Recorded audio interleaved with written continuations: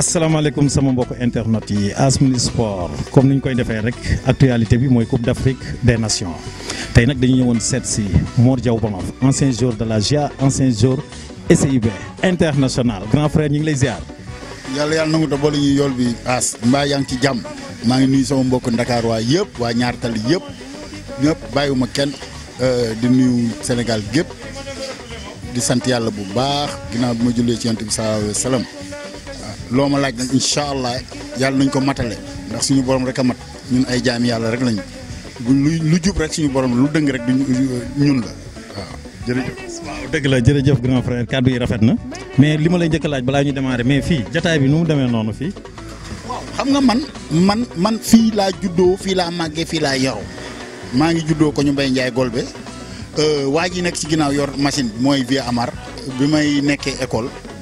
biscuiterie bii fii laa jànge bu ñu mësaat génn récréation bu gars yi di dóor dàq ak yooyu man sama bal laay ëmb rek di football chaque jour mu rappelé ma ko donc tu vois que fii lépp lu ma mën a am fii la lépp lu ma mën a ñàkkit fii la donc fii moom mooy sama fief comme on dit c'est ici sama fief donc pour te dire que bi may commencé football li indi turu Bonof bi dañ doon dig football ci diggante ñaari tali yi am na ay grand yu fi nekkoon ay Doudou Wade ay Idrissa ay Djib Gueye grand yooyu yëpp quoi bon mën na leen seetlu ñoom ay Seydou Ba ay Yoro Diong donc il disait que mais booy bi comme Bonof c'est ça qui a loolu moo développé sama tour comme ça mu génn donc lépp lu ma am rek fii la lépp lu ma ñàkkit fii la voilà. dëgg la waaw loolu lu rafet la parce que démb moom dafa am solo di xool démb waaw loolu rafet na mais léegi dañuy ñëw ci actualité bi moom mooy CAN Cameroun 2022 Sénégal joué na 3 matchs tey jii nii Mor Diaw Bonof en tant que international sénégalais boo ma doon defal évaluation ci 3 matchs yi équipe nationale Sénégal joué loo ciy wax. bon As xam nga nous tous on a été de grands footballeurs loolu moo waral tey suñu rencontre bi mën a am mais ce que je puis dire sur cette Coupe d'Afrique là mooy que tout au départ les gens disaient que ni ay petite équipe mais j'ai dit non amul parce qu'il y avait une élimination dafa amoon éliminatoire de 7 à 6 équipes par poule donc yow nga fexe ba jël P wala 2 nga qualifié on te dit petite équipe non actuellement nii les choses se sont renversées complètement les plus grandes équipes qu'on pensait ñuy def ay matchs yu mémorables yu baax comme l'Algérie nga xamante ni moo mujjee gagné le titre maghrébin dem na et c'était presque la première équipe africaine donc bon je n'ai jamais nié le Sénégal première équipe africaine mais à côté on oublie l'Algérie bi ñuy nommé le Sénégal une première équipe donc bon yooyu yëpp c'est des choses yoo xamante ni dafay remettre en cause la vie d'un club lu tax ma wax loolu mooy que dafay tax toujours nga nekk cible le Sénégal a été la cible de sa poule il a fait 3 matchs une victoire 2 nuls qualifiés P du groupe donc cela veut dire que pratiquement moom tous ces matchs dafa nekkoon ay finale l'équipe du Sénégal lu ko waral mooy ossature bu mu am lu ko waral mooy sa position géographique dans le football mooy que toujours on révèle que le Sénégal la première équipe africaine mais ça te fait le vent en poupe donc day doon loo xamante ni yow loolu daf lay freiner à un moment donné pour le moment rien n'est encore joué pour cette Coupe d'Afrique là ce que je peux retenir que je peux dire mooy que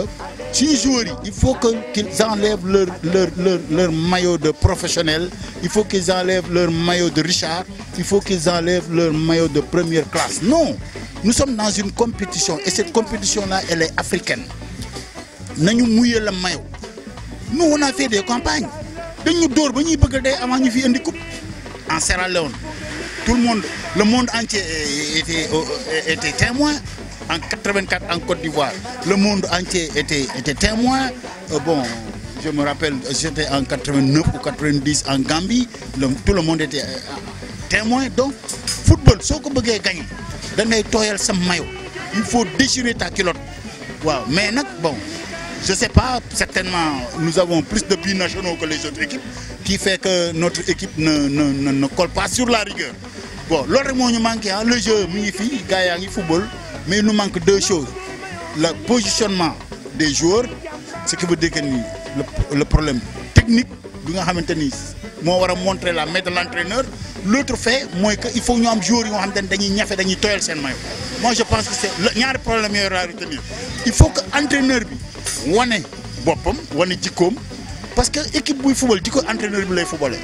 waaw nañu defal un jeu. Je lis dans les journaux de temps à autre ou bien dans la presse de temps à autre bon jouer mal et gagner man gëmuma loolu jouer bien et gagner la gëm. Pourquoi? Parce que c'est ça qui fait la personnalité de l'équipe qui est première. Une équipe première da nga war a wane ni man maay paye tu mets le jeu tu mets l'engagement et tu gagnes le match voilà as voilà. waaw kàddu yi rafet na waaw parce que tey jii nii un expert mooy wax ci football ku am baat ci football Sénégal ku ne Mor Diaw Bonof ne international loolu moom dama bëgg internet yi xam ko tey jii nii comme boo doon def rectification parce que j'ai nañ 3 matchs te dañuy dem ci beneen niveau beneen phase boobu ak phase poule du benn. Bon, As, vous savez, hein, il y a une chose. Nous sommes dans la zone de vérité actuellement. Pourquoi? Parce que comme les boys disent, potimé lo quoi, dóor toog moom, il y a plus de calcul pour dire que ni sur mon premier match j'ai match nul, j'ai marqué un but par penalty. Sur mon deuxième match bu ma defee nii, sur mon troisième match bu ma defee nii, là ça devient compliqué avec le deuxième tour. Le deuxième tour, celui qui se bat pas, celui qui mue pas son maillot. Et c'est l'entraîneur qui ne fait pas le jeu, vous allez rentrer au pays, vous allez rentrer au bercail et on ne le souhaite pas. Parce que moi, vraiment, à mon âge, à 62, 63 ans, je souhaiterais madame aéroportal sama auto teeru gaynde yi parce que j'ai été un gaynde, j'ai été un lion. Ñu lan la ma ni Coupe d'Afrique bi la ñuy jël dama ci am wàll. Étant au pays demuma dikkuma bu ñuy football télé bi may toog du ma taxaw pourquoi maa ngi metti ci man pourquoi parce que su may doom su may jarbaat ñooy football donc kenn ëppale wu ma ci équipe bi c'est mon maillot que j'ai enlevé pour donner à un autre ce maillot là le vert jaune rouge là ba tey du dañ dans ma vie c'est quelque chose qui est collé dans ma vie comme DJ El Hadj donc bon il y a des choses yoo xamante ni ñoom nañ ñu dimbali quoi ñoom nañ ñu dimbali dès les premières heures nañ ñu dimbali parfois il sait ce que je veux dire ñun à Diourbel quand on a été à la ICIB dans les 15 minutes dañuy tàggoog yow as loolu xam nga ko tu as été témoin de ça mais lu ko waral c'est parce que c'est un engagement c'est pas un entraîneur c'est pas un dirigeant c'est rien c'est les joueurs waaw am na moment yoo xamante ni man bu ma nekkoon ci staffu équipe nationale bi non du ñu def classement match bi di ñëw damay ñëw jàll maillot yi ci biir salle bi tëj leen génn dem toog ci mbedd mi ñu classe seen bopp génn man ñan ak ñan a joué ñu ne ma diw ak diw man leen ok def leen nii je donne conseil à part ça du ma ci wax. mais loolu jour yu am mental parce que tey jii nii wax nga ko sànq ci sa biir wax parce que bon li des mooy souvent maa ngi dégg sénégalais yi dañuy wax mental engagement bi rigueur bi mais tey jii nii boo jëlee équipement yi kon dina doy waar de parce que est-ce que am nañ mental ñoo jël. waaw xam nga ñun loolu dal nañu suñu match à Diourbel dal nañu fu nekk suñu match à la gendarme parce que parfois on a fait toutes les campagnes 86 li tax daw moon j'avais une fracture lépp lu ñuy def ci football maanaam moom ànd nañ ko avec d'autres ay Roger Mendy ay Cheikh Seck ay autres ñoom ñëpp xam nañ ni moi j'ai été un Baye Fall quoi parce que le problème qu'il y a mooy gis nga nit dafa am loo xamante ni kenn du ko yeddee quoi à un moment donné de la vie yow yaa naan lii bu ma ko gagné man dafay yokk ci suma dund ces joueurs là ñoo war a jël le pouvoir là en main entraîneur bi nag mënu doon lu un support l'entraîneur de football n'est qu'un support moom mooy defar ay statistiques yoo xamante ni c'est sûr que lii buñ ci toppee on va voir le chemin des buts on va voir le chemin déborder centrer dugal loolu c'est un fait de jeu ça revient c'est la doctrine de l'entraîneur mais le jeu dans son ensemble c'est le footballeur qui doit l'imposer moom mooy imposer son caractère xale yi nañu summi seen maillot yu tooyal ko weñ ko nañu xotti seen culotte yi seen hanche yi am ay duubal li ñu wax duubal waaw joueur bu amul loolu ci football tu n'es pas joueur il faut qu'il arrête d'être des professionnels on les applaudit bien c'est des gosses qui sont corrects ils jouent bien mais il faut que ñu jël l'esprit sanguinaire waaw l'esprit sanguinaire c'est quoi c'est mouiller le maillot c'est se déchirer c'est bon comme je t'ai dit tout au départ nañ jël maillot yi ku am fit jël ku amul fit abale ça joue dans le mental du footballeur loolu ñaata yoon lañ ko def ñun ñaata yoon. waaw dëgg la dégg ngeen rek li mu wax waaw moom mental la mais tey jii nii comme d'accord boo doon évaluer comme wax nañ équipe bi comme ci joueur yi tey jii ban joueur nga gis nga xam ne mi ngi ci Coupe d'Afrique am. joueur bi nga xamante ni mosuma ko woon xaaraa moom mooy boy bi warul football ndeysaan ndax ay carton jaune.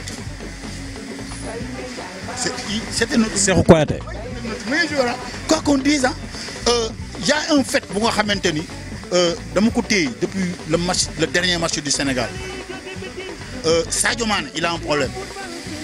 man en tant qu'ancien footballeur ni mu génne korok ci terrain bi ni mu doon footballé y a un problème dans les vestiaires je suis loin des vestiaires là. Parce que je suis au Sénégal, ñoom ñi ngi au Cameroun. Mais si sama expérience bu ndaw sur les 26 ans de ma carrière yi ma fournir dans un terrain de football et dans un regroupement di nekk ak ay footballeurs Sadio Mané l'autre jour avait un problème. Je sais avec qui,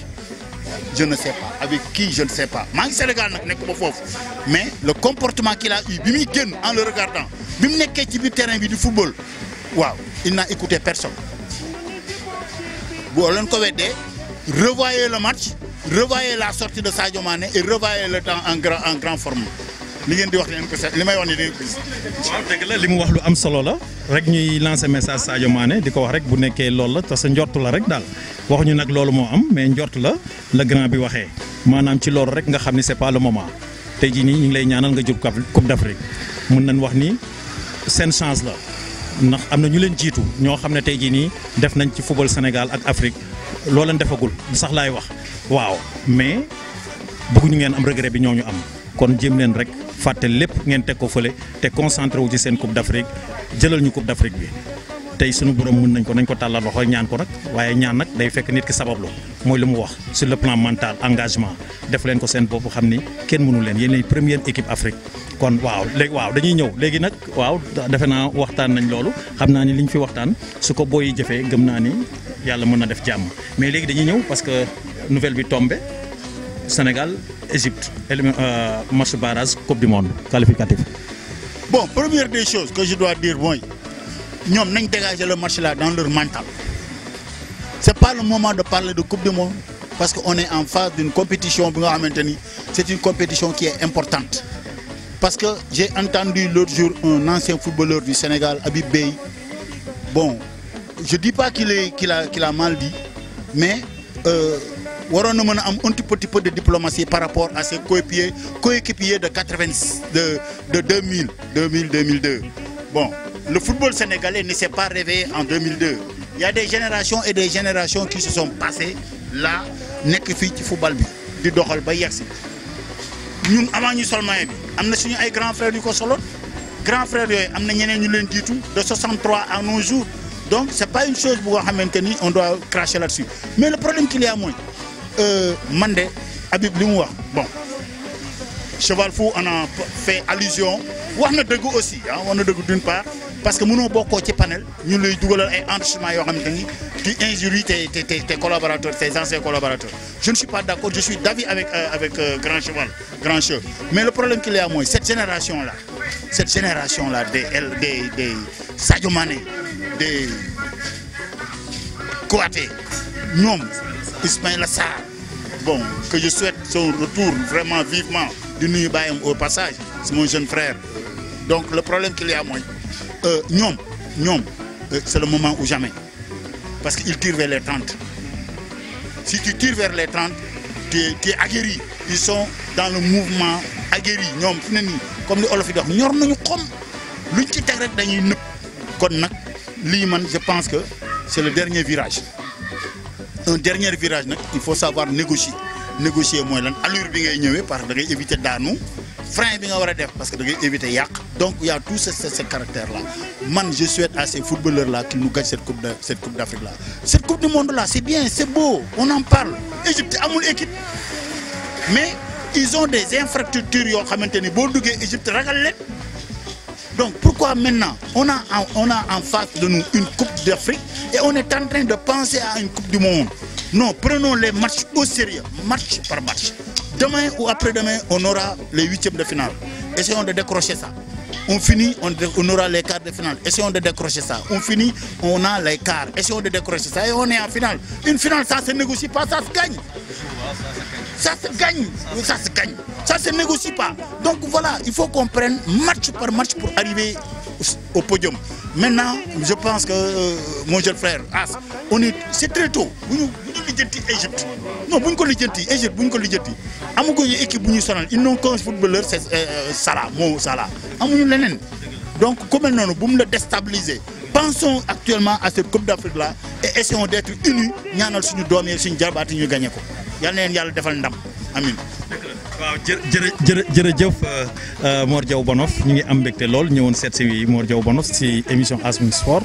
muy rek benn émission bu ñu def ci internationaux yi pour rek seen kaddu ci équipe nationale Sénégal ñu ci am mbégte lool nag mu dalal ñu fii ci FFM marché Ngelaw waaw ñoom soxna seeg yooyu yëpp borom ataaya bi borom xam naa buri mooy koor Japon xam naa da koy jox mu nuyu Japon te nga nuyu Japon bo maa ngi nuyu waa Japon. am nañ ci mbégte lool nag waaw am mbégte lool nag ñëwoon fii mais xam naa ñu ci des rek waaw buñ ci mënee.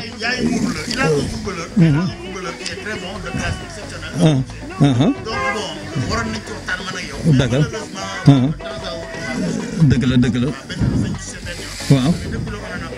waaw mi ngi fii moom waaw après dañ ciy wax rek mu jéem koo indi suba sax mu indi ko entraînement waaw loolu la waaw d'accord Yoro Diong waaw dëgg la waaw ancien stoppeur Kourouchi Nordine Kourouchi waaw loolu la rek mooy émission Asmin Sport ñëwoon fii ci marché Ngelaw doon gis Mor Diaw Bonof fii ci FFM fi nga xam ni démb la bërki démb sax laay wax waaye ba léegi rek xam nga nit ku baax moom day xalaat démb moom ak nitu démb mi ba léegi ñoom ñoo nekk du ñu tàggoo kon nag dañ leen di jox di daje rek ci beneen émission Asmin Sport ci beneen international merci jërëjëf